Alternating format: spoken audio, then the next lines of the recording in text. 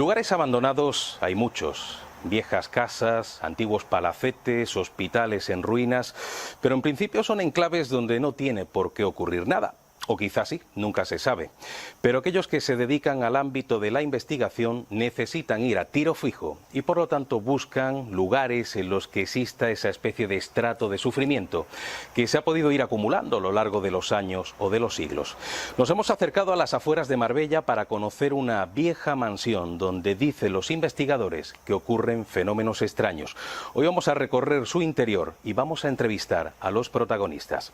Bienvenidos a Málaga Misteriosa. Les habla José Manuel Frías. Comenzamos.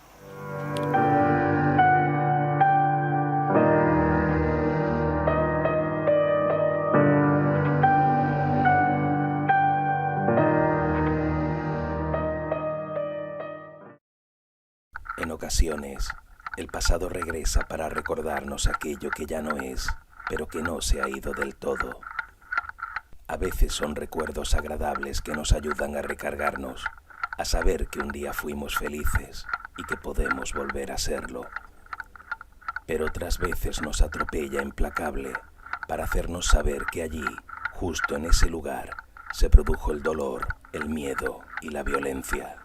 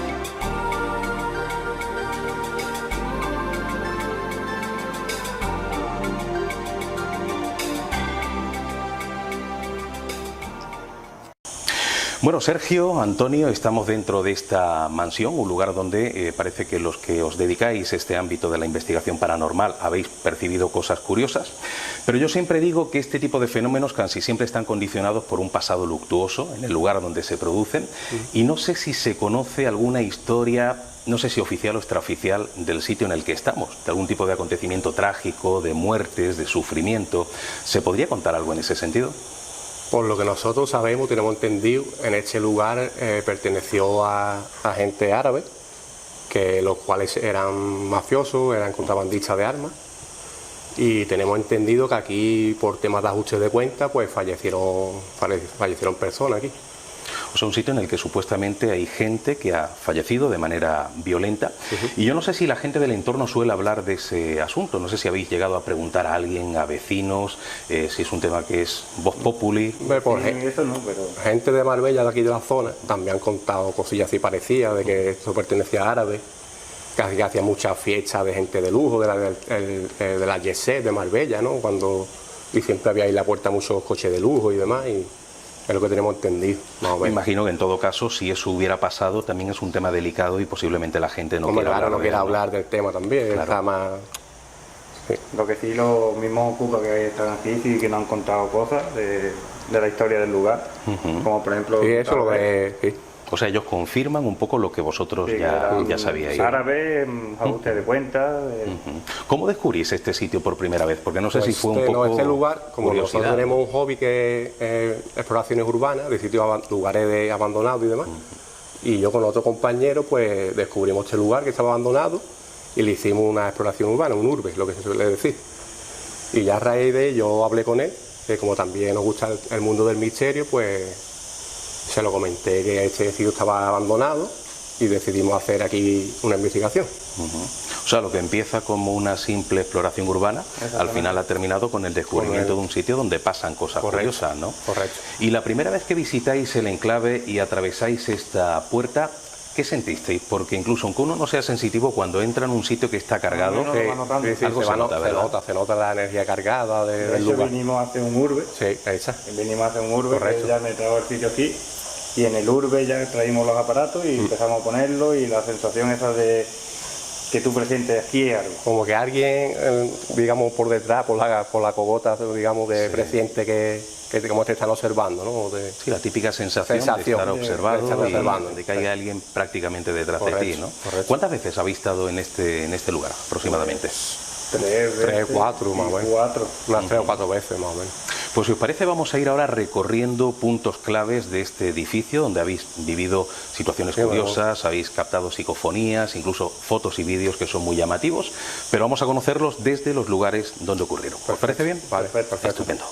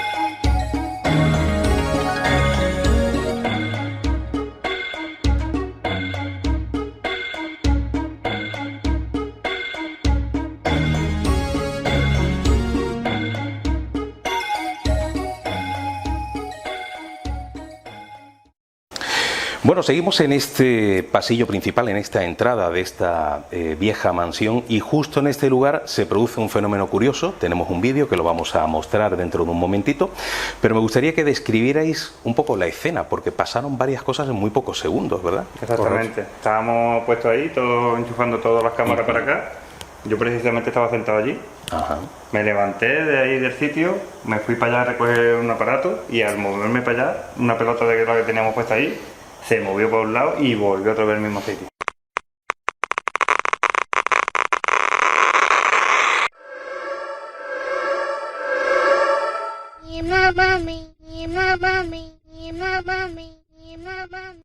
Sí vi que había un globo, ahora vamos a hablar de cómo ese globo explota, pero me ha parecido curioso porque es un sistema que soléis utilizar para ver si hay corrientes de aire, ¿no? Habitualmente se utiliza una vela, que también lo hacéis, pero en este caso utilizáis globos. Sí. Y se movió también el globo. Se movió también. Sí, el globo lo teníamos para acá, se iba para allá y venía para acá. Señal de que había corrientes, pero eran corrientes... Estamos en un sitio abierto. Exactamente, que puede haber corriente de aire, pero la vela descartaba de que ese aire no existía. Y de pronto se produce la explosión de ese globo, que yo no sé si alguien lo puede atribuir a algo del terreno, a un cristal, pero daba la impresión de que no, porque el globo estaba casi flotando, o sea, no estaba tampoco rozando es que es lo que constantemente digo, pusimos varios globos y cada globo tomaba una dirección diferente. Uno se metía en el cuarto de baño de aquí, otro tiraba hacia allá, otro... que cada globo cogía... Y era raro porque el globo que se fue para allá era como si alguien le estuviera pegando patadas. Porque hay una escena que se ve, sí, que rebota en la pared el globo. Va rebotando. Y vuelve otra vez y vuelve otra vez.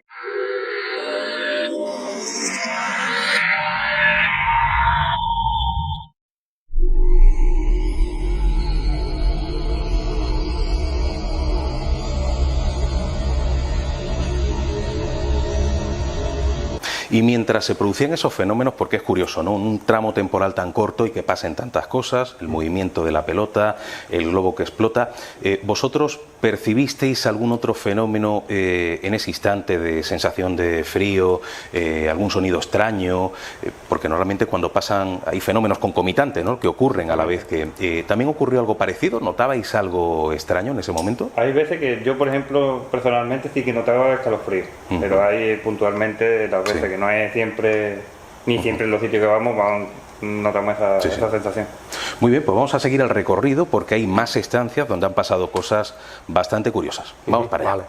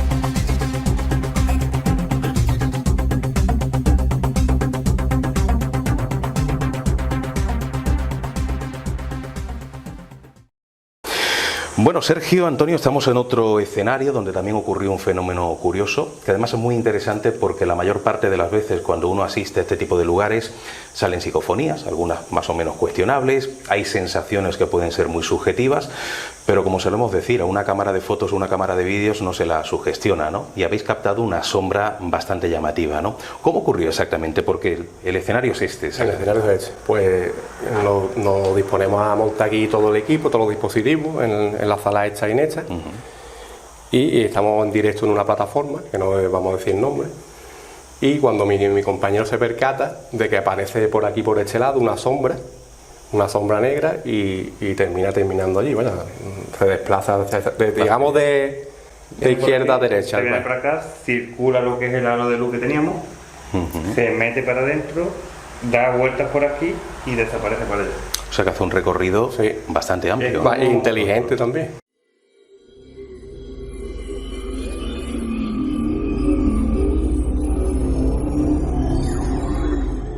Lo que nos han comentado, que hace el recorrido gastando energía de los aparatos.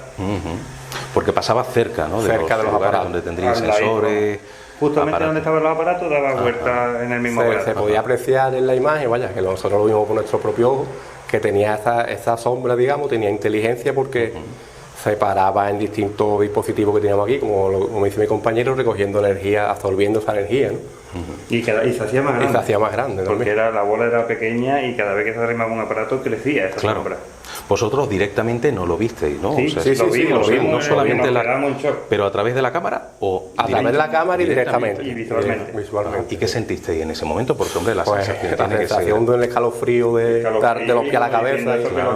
Porque que una cámara perciba algo y luego lo veas es diferente a que tú directamente lo estés viendo, ¿no? ¿Y qué os parecía que podía ser por su forma? Porque no da la impresión de que sea una forma, vamos a decir, humanoide, ¿no? Como de persona. Es una cosa muy extraña, como muy felina. Como una energía, no sé, algún tipo de energía, podríamos decir, ¿no? Y cuando eso ocurre, ¿venía precedido también de alguna sensación extraña, de algún fenómeno, o directamente fue lo primero que ocurrió aquella noche? No, porque también, podríamos decir que estaban interactuando con los distintos aparatos que teníamos, respondiendo a preguntas que nosotros le realizábamos. Entonces fue como todo un conjunto, ¿no? Llevamos un rato haciendo preguntas, interactuando los aparatos y de buena primera pasa esa sombra y nos quedamos le dije, mira Sergio, que sorprendido, la verdad. ¿Y qué hicisteis luego? Porque no sé si seguisteis investigando. Seguimos. Seguimos. O sea, no tuvisteis miedo en ese momento de que pudiera pasar algo peor, ¿no? Ya más, en el poco tiempo de verlo, normal. En el poco tiempo que llevamos haciendo esto de la investigación, que nos pase esto para nosotros es como un premio, ¿no? Que es lo que venimos buscando, en verdad, ¿no? Es lo que venimos buscando. Algo tan claro no suele ocurrir de manera habitual, ¿no? Sí. Bueno, pues vamos a seguir conociendo otros lugares, porque aquí habéis hecho varias noches de investigación y habéis captado material muy interesante, así que nos vamos para el siguiente punto. Muy bien. Venga.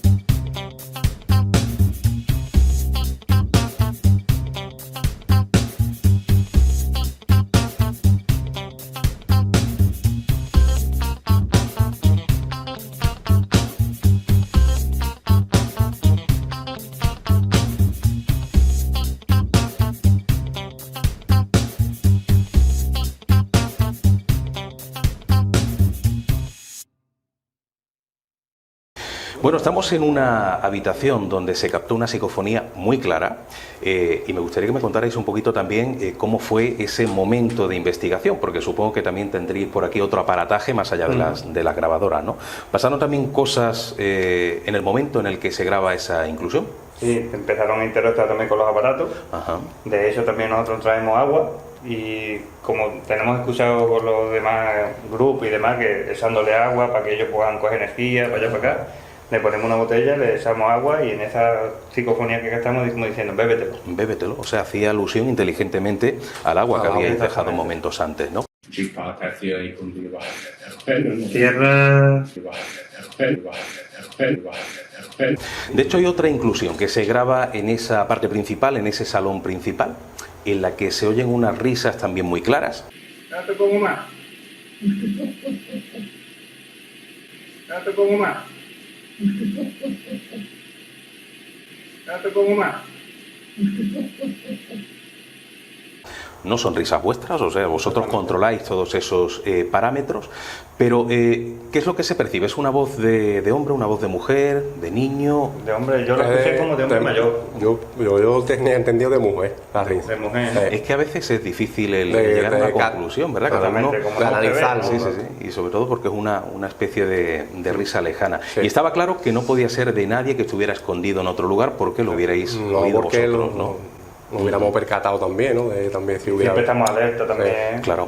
Además soléis tener, como habéis dicho, sensores de movimiento, sensores de alteraciones electromagnéticas. ¿Se activaban mucho durante esas noches de investigación? Sí que se activaron. Sí. Se activan Varios bastante. rempos, luces, bolitas de luces también que solemos poner también se activaron. También, ¿no? Y en lugares donde tampoco puede ser nadie de carne y hueso el que... No. Exactamente, que está puesto. Porque eso solo es tocándolo al tacto, digamos. Y estamos nosotros viendo, visualizando todos los dispositivos y eso solo es el tacto de alguien que lo pueda tocar.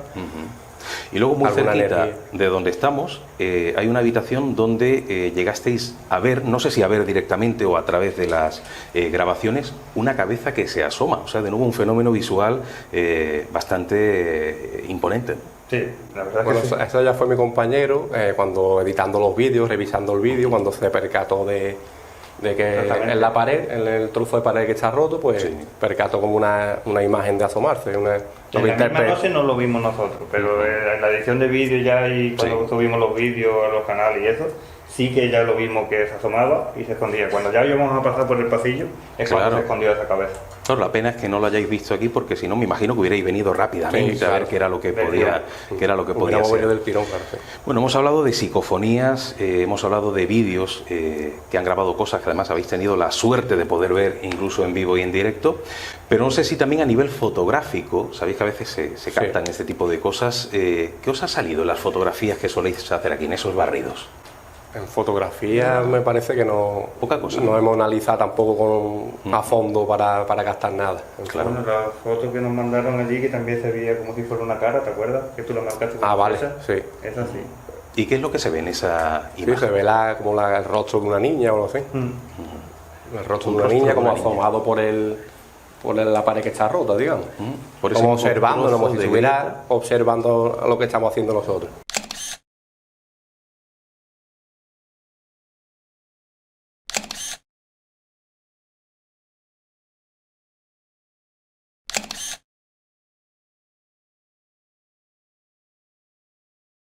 Yo personalmente a la fotografía no le pongo mucho empeño porque también puede ser plasmaciones o paredolias y te puedes distinguir un poco. Claro. ¿Habéis llegado a pasar aquí mucho miedo? O sea, sensaciones que quizá os han hecho pensar, yo me quito de medio, me voy rápidamente, o no, habéis Hombre, si te aguantado. digo la verdad, hemos aguantado el tirón. Me ¿no? aguanta y la parte que me gusta. Siempre con mucho respeto, respetando lo que hacemos, a las entidades que pueden estar aquí, pero en ningún momento miedo. Y venimos a eso, Venimos buscando eso, ¿no? Claro. ¿Y lo habéis encontrado? Y lo hemos encontrado.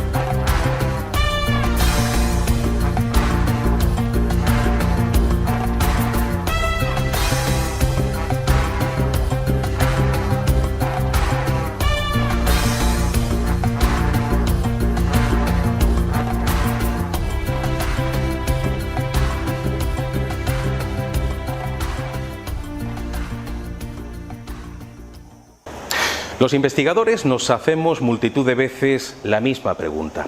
¿Por qué en un edificio vacío, deshabitado, en ocasiones se escuchan voces, se ven extrañas sombras? Da la impresión de que no está vacío del todo. Posiblemente todo esto tenga que ver con una tesis, con una creencia en la que viene creyendo el ser humano prácticamente desde la prehistoria, desde aquella época en la cual el ser humano empezó a mirar hacia el cielo y empezó a enterrar a sus muertos con honores porque era consciente de la posibilidad de una continuidad de la vida después de la muerte. Lo que viene a decirnos esa tesis es que cuando una persona muere, en ocasiones su espíritu, si es que hay algo después de la muerte, que no lo sabemos, pero todo hace indicar que algo hay, ese espíritu se quedaría en esa fina membrana que separa el mundo de los vivos del mundo de los difuntos. Serían varios los motivos, pero el principal de todos es el apego. Principalmente el apego hacia la gente a la que queremos, pero también otro tipo de apegos hacia lugares y enclaves y elementos puramente materiales. Por ejemplo, el apego hacia el lugar en el que hemos nacido, al lugar en el que hemos vivido, incluso el enclave donde hemos fallecido. Por eso existen tantos puntos negros de carretera donde hay conductores que, conduciendo en mitad de la tarde o de la noche, de pronto han visto cruzarse figuras que han aparecido y desaparecido de manera completamente espontánea, como si estuvieran realizando la representación del momento de la muerte. También podría existir un apego hacia el lugar donde la persona ha sido enterrada. No cabe duda de que existe un apego hacia el vehículo que hemos utilizado durante toda nuestra vida, que es nuestro cuerpo. Y eso explicaría el por qué en varios cementerios hay vigilantes que lo han pasado muy mal. Yo he llegado a conocer a algunos de estos vigilantes que incluso han tenido que pedir el cambio de servicio porque no ha podido aguantar esa tensión de estar haciendo rondas nocturnas en un recinto donde este tipo de sucesos ocurre de manera más o menos frecuente. Pero incluso más allá del apego nos encontramos con otros elementos importantes. La persona que muere y le ha quedado algo por hacer y quiere hacerlo desde el otro lado. La persona que desde el mundo de los muertos intenta buscar venganza, buscar justicia. O incluso una tesis que viene representada en ese clásico que fue El Sexto Sentido, la película El Sexto Sentido. Gente que ha muerto de manera tan inminente, tan repentina, que no es consciente de que ha muerto y por lo tanto sigue habitando los lugares que habitaba en vida. Es más, en algunos de los casos que he investigado, me dice la intuición que hay entidades que saben que han muerto, pero que no quieren aceptarlo. Por lo tanto, ya sea el apego, ya sea la necesidad de buscar justicia o venganza, esa persona se quedaría enclavada en un lugar concreto y no pasaría del todo al otro lado hasta que no solucione el problema que quería solucionar, hasta que no consiga el desapego o sencillamente hasta que sepa que ha muerto o reconozca que ha muerto. Esa sería la tesis. Evidentemente no tenemos ningún tipo de prueba científica que lo verifique, pero la experiencia nos habla de esa sensación de personas que han muerto y que no se han ido del todo. Quizá por eso, lugares deshabitados da la impresión de que en ocasiones no lo están del todo. Otra de las tesis que se utilizan en el mundo del misterio para atribuirlas a determinados casos es aquella que es conocida como la impregnación ambiental. ¿Pero qué sería la impregnación? Vamos a imaginarnos que en el lugar en el que nos encontramos hay una persona que muere de manera dolorosa, de manera agónica. Si hay algo después de la muerte, su espíritu se irá al otro lado. Si no hay nada, no se puede ir a ningún sitio. Y el cadáver lo enterramos en un cementerio. Hasta ahí todo bien. Pero justo en este punto, en esta ubicación, se habría quedado una energía remanente del dolor, del miedo, de la rabia, de la ira, de la impotencia, de todo lo que ha sentido esta persona en los momentos previos a la muerte. Digamos que es una especie de emanación de sensaciones, de sentimientos, de emociones que se quedan grabados en el lugar. Y luego cuando el ser humano, los seres humanos, los que estamos vivos, pasamos justo por este punto, lo vamos a percibir. Y lo vamos a percibir en base a lo que catalogamos como 3 escalones o 3 niveles. El primero sería una extraña sensación de malestar. Por ejemplo, la persona que entra a un edificio se siente perfectamente bien, pero ahora se mete en una habitación en concreto y nota una especie de extraño mal rollo, de sensación de mareo, de dolor de cabeza o incluso ganas de vomitar. Personas que han estado en un punto concreto han vomitado sin venir a cuento. En ese momento decimos sin venir a cuento y luego nos enteramos de que justo en ese lugar ha habido un suicidio, ha habido un asesinato, ha habido una muerte violenta o sencillamente lo ha habitado una persona que ha sufrido durante muchísimo tiempo. Digamos que nosotros estamos percibiendo ese remanente energético y lo estamos transmutando en una sensación de malestar. Luego tendríamos el siguiente nivel, a nivel auditivo, o sea, no cuando vemos cosas extrañas, sino cuando las escuchamos. Por ejemplo, estamos en un lugar concreto y escuchamos una especie de representación del sonido de una guerra y luego nos enteramos de que en ese punto concreto ha habido un episodio en una contienda, la Guerra Civil Española, lo que sea. Sería como meter la cabeza en una máquina del tiempo, viajar al pasado y escuchar un pedacito de escena. Y finalmente tendríamos el último nivel, el último escalón, cuando vemos una figura que pasa por delante. Creemos en ese momento que es un espíritu, pero no lo es. El espíritu puede existir, pero está en otro sitio. Lo que tenemos delante es una carcasa vacía, es un eco visual del pasado.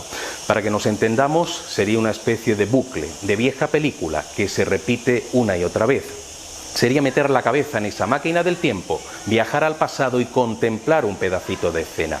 En definitiva, se trata de esas emociones grabadas en un lugar que están representando el momento en el que la persona ha fallecido. Por eso, la impregnación ambiental es tan importante para atribuirla a determinadas historias y a determinados lugares. Este ha sido nuestro viaje por el interior de este antiguo palacete. Si en algún momento queréis visitar este lugar u otro parecido, siempre hay que venir primero de día y estar al tanto de cualquier lugar potencialmente peligroso. Y al venir de noche, siempre alumbrando muy bien alrededor. Nunca merece la pena, por el hecho de vivir una experiencia diferente, una experiencia exótica, el pasar por un accidente que te pueda salir demasiado caro. Nos vemos en una próxima edición de Málaga Misteriosa. Un fuerte abrazo, amigos.